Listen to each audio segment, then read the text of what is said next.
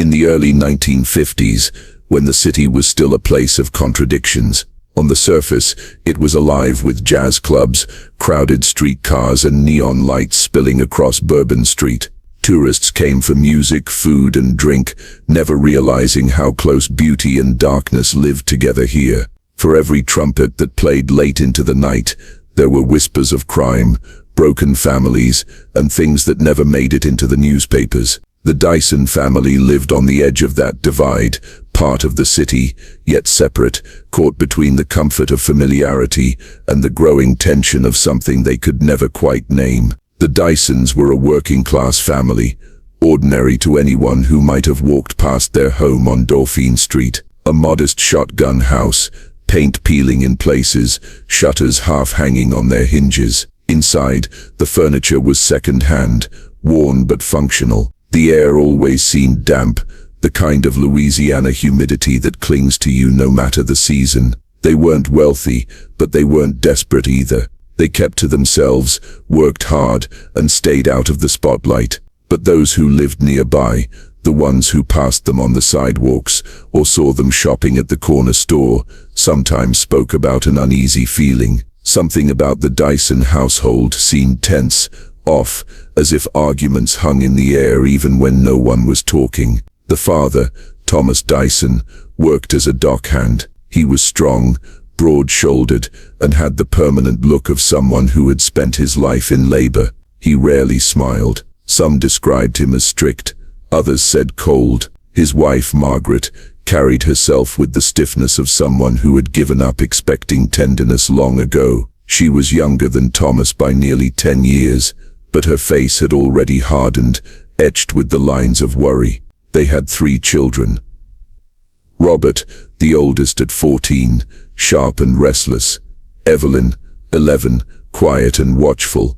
And the youngest, Samuel, only 7, full of questions but always hushed quickly by his father. Neighbors remembered the children rarely played outside for long. If they did, it ended with Margaret calling them in sharply, as if she feared what they might say or who they might talk to. At school, the Dyson kids were average, not troubled, not remarkable. Teachers sometimes noted that Robert seemed distracted. Evelyn kept her distance from other girls, and Samuel sometimes fell asleep at his desk. But none of these were enough to raise alarms. The Dysons, in short, were invisible to the wider world until the night they became unforgettable. It started quietly, like all tragedies do, small things that went unnoticed at the time, but later seemed heavy with meaning. A neighbor swore she heard shouting from the Dyson house 2 nights before the murders, a kind of desperate shouting that ended abruptly. Another claimed she saw Thomas walking alone near the river at an unusual hour, muttering under his breath. Margaret had been spotted at church the Sunday before, clutching her rosary tighter than usual, tears slipping down her face, though she told no one why. New Orleans in those days wasn't a city where people got involved with their neighbor's business. You kept to your own problems. You didn't knock on a door unless you had a reason, and so no one did. No one stepped forward. No one asked the Dysons what was wrong. That silence would come to haunt them all. By mid-1950s standards, crime wasn't rare in the city. Robberies, fights, even murders happened often enough. But entire families didn't vanish overnight. That kind of horror belonged to whispers and old folk tales, not real life. When people spoke of curses or ghosts, they meant it as entertainment, not as foreshadowing. Yet in the days before the Dyson murders, people in the neighborhood said the house seemed different. The lights stayed on late, shadows moved in the windows. Some swore they heard the creak of the floorboards at odd hours, as if someone were pacing, unable to sleep. The Dyson children hadn't been to school the day before the killings. Margaret told a neighbor they were sick, though none of them had been seen coughing or feverish. Thomas too missed work that week, which was unusual for a man who prided himself on never wasting a day. Those details, small at the time, grew monstrous in hindsight. It was as if the family had been drawing inward, retreating into their home for reasons no one could guess. And then there was the strange visitor. Several people reported seeing a tall man in a dark coat, loitering near the Dyson house in the evenings. He never knocked on the door. He never spoke. He just stood on the corner, smoking a cigarette, watching. One child claimed the man tipped his hat when she stared at him too long. When she told her mother, the response was quick. Don't look at him. Don't talk about him. People already feared strangers enough in that part of the city. No one thought to connect him to what was coming. What was coming would shatter more than just a family. It would stain the city, lodge itself into its folklore, and leave scars that outlived anyone who was there to witness it. Because on one unremarkable night in 1954, when the air was thick with summer heat, and the sounds of jazz drifted faintly from the French Quarter, the Dyson family disappeared from the ordinary world and entered legend. Inside that modest shotgun house, with its peeling paint and damp walls, something unimaginable unfolded, something violent, something merciless. And though the police would later walk through the rooms marking every detail, they never captured the feeling of what happened. The air itself seemed to change, heavy with silence that had replaced screams. The neighbors who finally dared to knock, hours later, found themselves standing at the edge of something no one could understand. To this day, the Dyson murders remain one of the most unsettling unsolved crimes in New Orleans history, and it all began with a family who seemed ordinary enough, until the night they became anything but. The day before the murders was thick with heat. Summer in New Orleans had a way of making the air feel heavy, like every breath cost extra effort. The Dyson house sat still, windows shut, curtains drawn tight against the outside world. From the street, it looked deserted, but anyone who stopped and listened might have heard faint movement inside, chairs scraping, footsteps echoing across old wooden floors, doors opening and closing in strange, restless patterns. Neighbors began to notice odd details. One woman swore she saw Robert, the eldest son, standing at the front window for hours, staring blankly at the street below. He didn't wave, didn't react, just stood there like a statue until Margaret appeared and yanked the curtain closed. Later that same day, Evelyn was seen carrying a bucket of water from the well behind the house. She struggled under its weight, but what disturbed the witness wasn't her struggle. It was the look on her face, blank, empty, like she wasn't even aware of what she was doing. That evening, Thomas returned home from wherever he had gone. Some said they saw him near the river earlier, pacing the docks like a man searching for something he'd lost. Others believed he had been drinking. When he came back through the front door, his shirt was damp with sweat, his hair unkempt. He barely spoke to his wife, though neighbors said they heard a muffled argument not long after. Shouts, then silence. Margaret tried to keep up appearances. She was seen hanging laundry in the fading light, pinning sheets to the line with trembling hands. The sheets flapped like pale ghosts against the orange glow of dusk. A neighbor offered her a polite greeting, but she didn't respond. She just kept her eyes low, lips pressed tight. For a moment, the wind caught one of the sheets, wrapping it briefly around her face before snapping it free. The neighbor later swore that Margaret flinched, as though she thought something was grabbing her. Inside the house, the atmosphere grew darker. Robert had retreated to his small room at the back. His notebooks were scattered across the floor, pages covered in shaky handwriting, half-finished sentences, sketches of faces that didn't resemble anyone he knew, and numbers repeated over and over again. When his mother came in to tell him to clean up, he slammed the notebook shut and shoved it under his bed. Evelyn, meanwhile, sat at the kitchen table, silently twisting the hem of her dress. Samuel played with a wooden toy truck, pushing it across the floor, but each time the toy clicked against the boards, Thomas snapped at him to stop. Dinner was eaten in near silence. Plates clinked, forks scraped, but no one spoke. Margaret served red beans and rice, the same meal they had nearly every Monday, but the food went barely touched. Thomas drank heavily from a bottle, staring at the table as though his thoughts were somewhere else. Robert avoided his father's gaze. Evelyn picked at her beans without tasting them, and Samuel kept trying to whisper questions that no one answered. Afterward, Margaret cleared the table, her hands shaking as she carried dishes to the sink. She dropped a plate. It shattered loudly, echoing through the house. For a moment no one moved, no one spoke. Then Thomas stood abruptly, muttered something under his breath, and stormed into the bedroom. The door slammed shut. That night, the neighborhood settled into its usual rhythm. Dogs barking, streetcars rattling by, jazz floating faintly from downtown. But inside the Dyson house, something was different. A neighbor walking home late claimed she heard footsteps pounding up and down the hall. Another said she saw the faint glow of a lamp flickering on and off, long after midnight. And then there was the strange sound, like a low hum or moan that drifted from the house around 3 in the morning. It lasted for several minutes,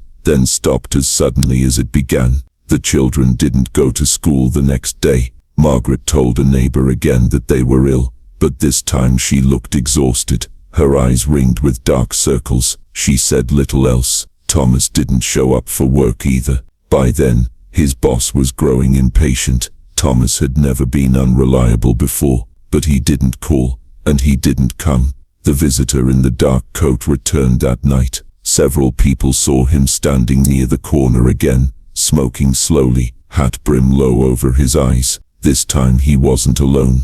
Another man, shorter, stockier, was with him. They didn't speak, at least not in a way anyone could hear. They just stood there, watching the Dyson house. A child walking home with his mother pointed and asked who they were. His mother pulled him close and hurried away. Inside the Dyson home, the atmosphere had curdled completely. Robert stayed locked in his room. Evelyn cried quietly, her sobs muffled under her blanket. Samuel clung to his mother, asking if everything was okay, if they were safe. Margaret hushed him, kissed his forehead, but her words were hollow. Thomas sat in the dark, bottle in hand, muttering things no one else could understand. The clock ticked toward midnight. The house fell still. From the outside it looked like a family asleep, curtains drawn, lights off. But inside, unease crawled through every corner. Every shadow seemed longer. Every creak of the old wood sounded like footsteps that weren't there.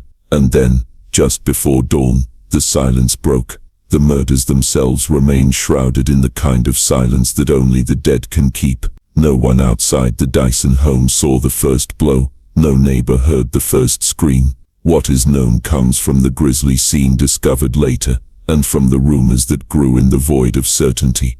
But piecing together those fragments, a picture begins to form. The house was locked from the inside, curtains drawn, doors bolted. Whoever entered, or whoever began it, was already within. In the hours before dawn, while the rest of the neighborhood slept, something unspeakable happened inside those walls. Robert was the first. His body was found sprawled on the floor of his small room, his desk overturned, pages of his notebook scattered like feathers. His head bore the brutal imprint of a heavy strike, something swung with rage and precision. Investigators later whispered that his hand was outstretched, reaching for the bed frame, as though he had tried to crawl away. Blood had seeped into the wooden floorboards, dark and sticky, making them groan underfoot when the police finally stepped inside. Evelyn's room told a different story. Her body was curled up on her bed, as if she had drawn her knees to her chest in the moments before death. A blanket still clung to her legs, blood soaking through it. A single gash ran across her head, clean but deep. There were no signs of struggle, no overturned furniture, no broken glass, almost as if she had lain there quietly, waiting, and never fought back when the shadow approached. Samuel, the youngest, was found near the foot of the bed he shared with his sister. His wooden toy truck lay beside him, one wheel broken, a smear of blood across its side. He had been struck twice, once across the temple, again across the back of his skull. Whoever did it had made sure there was no chance of survival. His small body looked almost peaceful, but the brutality of the act haunted everyone who saw it. Margaret was discovered in the kitchen.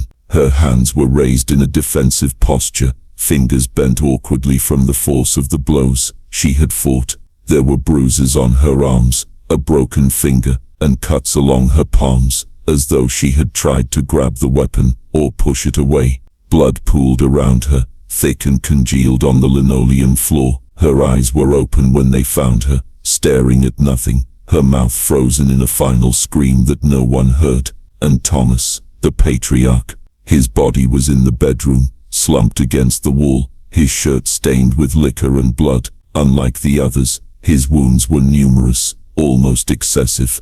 The killer, or killers, had made sure he suffered. His skull was fractured in multiple places, his jaw broken. Some whispered that the ferocity suggested hatred, maybe revenge. Whoever held the weapon had turned Thomas into the true target. The others, some speculated, had simply been in the way. The weapon itself was never found. Some claimed it was a heavy axe, others said a crowbar. Police believed it was something blunt, with enough weight to shatter bone in a single strike. But there was no trail of blood leading outside, no prints in the soft soil of the yard, nothing to suggest anyone had come or gone. The most disturbing detail was the house itself. When officers finally forced their way in, the air was stale, heavy with the metallic stench of blood, but the house was strangely tidy. Plates were stacked neatly in the sink, clothes were folded on a chair, a lamp in the parlor still burned softly, casting a dim glow over the silence. Whoever killed them had taken time afterward, moving through the rooms, perhaps cleaning, perhaps watching the bodies in the quiet.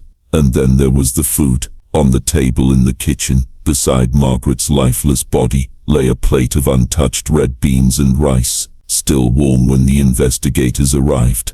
It suggested the killer had eaten, or intended to eat, while the Dysons lay dead around him. That detail alone sent chills through the officers. It was not just murder, it was something darker.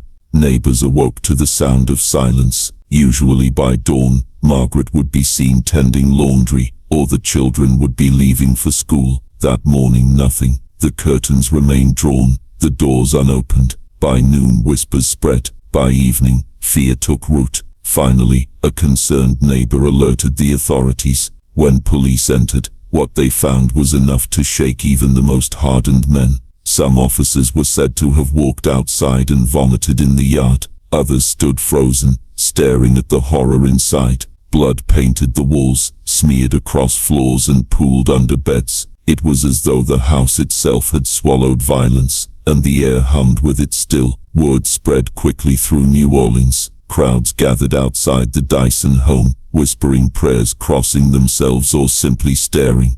Reporters swarmed the scene, sketching details, scribbling notes, pressing neighbors for any scrap of gossip. Who would kill an entire family? Why? Speculation was immediate. Some said it was Thomas, driven by drink and rage before turning the weapon on himself, but the wounds on his body suggested otherwise. Others claimed it was Robert, the troubled eldest son, finally snapping under the weight of his strange obsessions. But his injuries were no less fatal than the others. Soon the theories grew darker. Perhaps it was outsiders, men in dark coats who had been watching. Perhaps it was something not entirely human. What puzzled police most was the lack of evidence. No forced entry, no fingerprints, no signs of valuables taken, nothing but silence and blood. The Dyson home became a crime scene, but also something more, a symbol of terror. Parents warned their children not to walk past it. Neighbors crossed the street to avoid even glancing at the windows. The house sat still, heavy with the memory of that night. The killings had ended, but the questions had only begun. When the police finally secured the scene, the Dyson murders became the single most disturbing case New Orleans had seen in decades. Officers who had been on the force for 20 years confessed they had never witnessed such brutality. Yet what unsettled them even more was the silence of the evidence. It was as though the crime had been staged by a ghost. Violence everywhere, but no fingerprints, no forced entry, no rational trail to follow. Detectives worked through the night, combing the house for anything that could serve as a clue. They took the notebooks Robert had filled with sketches and writings, hoping for some hint of his state of mind. They bagged the broken toy truck beside Samuel's body, They studied the bloody fingerprints on the kitchen counter, only to realize they belonged to Margaret herself, the mother clawing for life in her final moments. Neighbors were questioned immediately. Some said they heard nothing. Others claimed they had heard strange sounds like someone hammering in the night, but assumed it was Thomas, drunk again, repairing something at an odd hour. One woman insisted she saw a man in a dark coat standing outside the Dyson home the night before, staring up at the windows, but her description was vague, and in a city filled with transients and drifters, a stranger's presence meant little to police. The first theory was domestic violence. Perhaps Thomas, drunk and raging, had taken a hammer or an axe and slaughtered his family before succumbing himself. But this theory fell apart quickly. The wounds on Thomas were severe, more severe than the others. No one could strike themselves with such force. No weapon was left at the scene.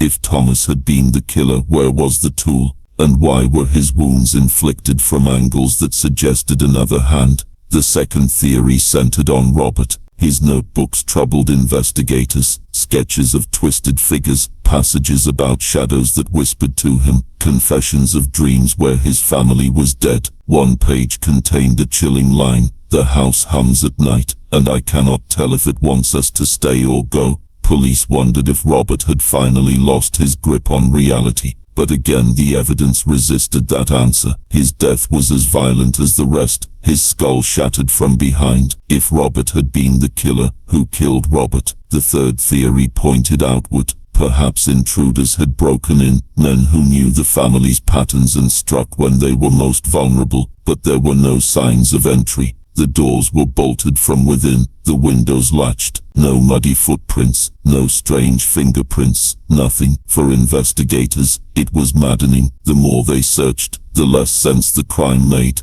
Then came the stranger details, the ones whispered about but never officially reported. Officers claimed the clocks in the Dyson home had all stopped at 2:45 a.m. exactly, as though the moment of death had frozen time itself. Others spoke of a strange humming in the house, a low vibration they could not trace. Some said it came from the walls, others from the basement. A few dismissed it as the buzzing of faulty wiring, but those who heard it swore it felt alive, like something beneath the floor was breathing. The case drew in the newspapers like blood draws flies. Headlines screamed, "Echo killed the Dyson family. Mystery murder house baffles police." Journalists painted the family as either innocent victims or troubled souls destined for tragedy. Some papers called Robert a madman, others called Thomas a tyrant, and the more the public read, the more the story warped into something larger than fact. Soon the myths began. Some said the Dyson home was cursed, built on old burial grounds. Others whispered of a deal Thomas had made with men from the quarter, debts unpaid that had brought vengeance to his door. Still others said it wasn't men at all, but something darker, a presence Robert had drawn into the home with his obsessions, something that had finally claimed them all.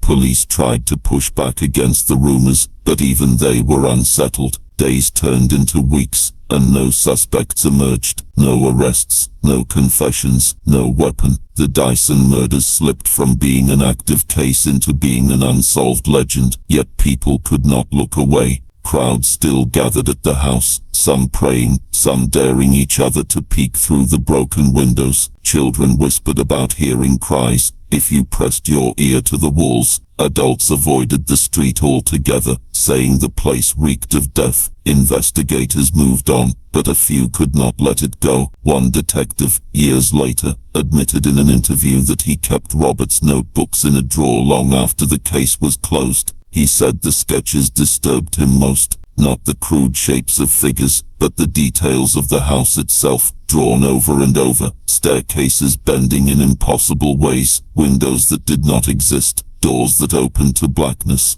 as though Robert had been seeing the house differently than anyone else. The Dyson case entered the city's folklore. It was told in hushed tones at bars, whispered among school children, written into pamphlets about the haunted corners of New Orleans. The story became less about who swung the weapon, and more about what the house itself represented. The silence of unanswered questions, the terror of something too strange to name. And while police eventually boxed up the evidence and locked it away, the public never stopped asking, who killed the Dyson family? Was it madness, revenge, or was it something no detective's report could capture? By the time a year had passed since the Dyson murders, the house was no longer just a crime scene. It had become a landmark of fear. Taxi drivers refused to take fares down that street after dark. Children dared each other to touch the front steps, whispering that if you knocked 3 times, you'd hear someone knock back.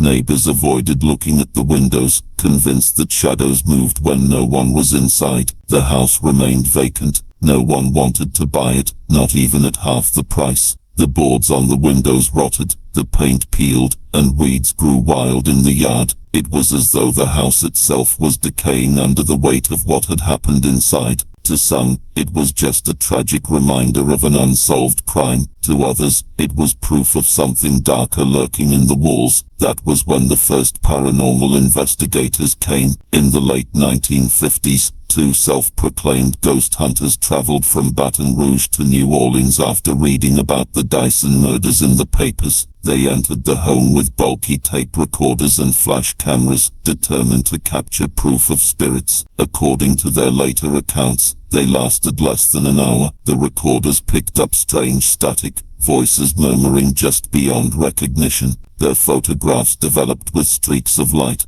as though something had moved quickly through the frame. One investigator claimed he felt something brush past him, cold as ice. They left shaken, swearing never to return. Word of their experience spread quickly. Soon, others followed. Amateur thrill seekers, young men with cigarettes and bravado, broke into the home at night. Some emerged laughing, mocking the stories. Others came back pale, whispering that they had heard footsteps on the stairs, though the stairs were empty. A few said they saw Robert Dyson himself, standing in the hallway, eyes wide, mouth moving as though trying to speak. The house became a der. Teenagers from the French Quarter would ride their bikes there, and boast about how long they lasted inside. Some swore they heard a humming under the floorboards, the same sound police had once reported. Others said they felt sick the moment they crossed the threshold, their stomachs turning as though the house rejected them. By the 1960s, the Dyson murders had become a full-blown urban legend. Local storytellers at bars would lower their voices and recount the night of March 12th, when an entire family was slaughtered in silence. Each telling grew darker, stranger. Some claimed the family was involved in occult rituals. Others said Thomas had angered men who practiced voodoo, and the curse took them all. A few went further, suggesting the Dysons never really died, that their bodies were buried in the basement while their spirits roamed upstairs, still reliving their final night.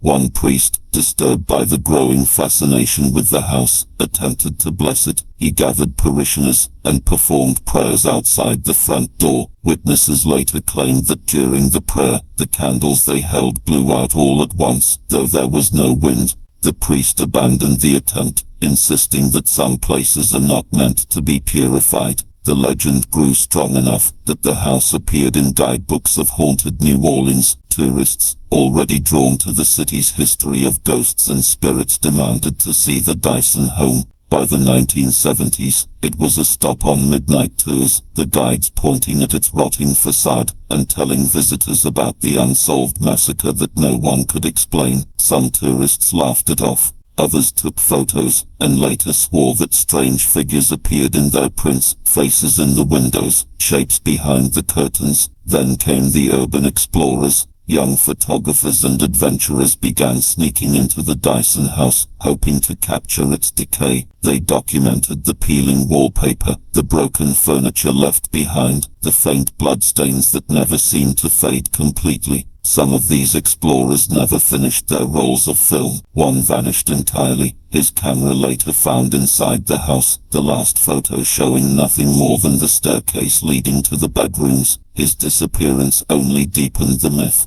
The city, embarrassed by the attention, attempted to board the house more securely. Police patrolled the area, chasing away trespassers, but it didn't matter. The Dyson house had become too famous, too alluring. People claimed you could hear whispers if you walked past on a quiet night. Others said lights flickered inside, though the electricity had been cut decades earlier. The legend took on new life with each generation. Parents told their children not to go near the Dyson house, knowing full well that the warning only made it more tempting. College students used it as a rite of passage, sneaking in at midnight to prove their courage. Paranormal TV shows eventually filmed episodes there, their grainy night vision footage showing doors closing on their own, strange shadows darting across rooms, investigators swearing they felt unseen hands on their shoulders, and yet, for all the fear and fascination, the truth remained unchanged. No one ever solved the Dyson murders, no killer was found, no weapon was uncovered, no